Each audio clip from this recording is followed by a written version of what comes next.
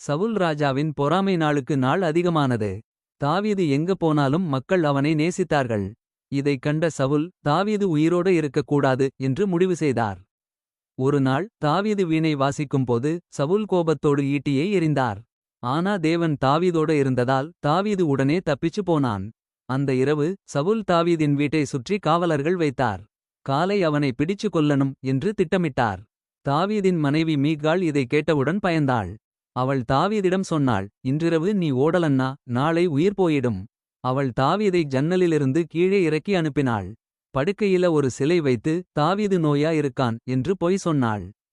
காவலர்கள் வந்தப்போ தாவீது இல்லாததை பார்த்து சவுல் கோபத்தில் கத்தினார். ஆனா தாவீது ஏற்கனவே பாதுகாப்பாக ஓடிவிட்டான். ஓடும் ஆண் தாவீது தன் நெருங்கிய நண்பன் யோனாதானை சந்தித்தான். அவன் அழுதபடியே கேட்டான், நான் என்ன தவறு செய்தேன்? உன் அப்பா ஏன் என்னை கொல்ல நினைக்கிறார்? யோனாதான் நம்பவே முடியாமல், இல்ல, என் அப்பா உன்னை கொல்ல மாட்டார் என்றான். அவர்கள் இருவரும் ஒரு திட்டம் போட்டார்கள்.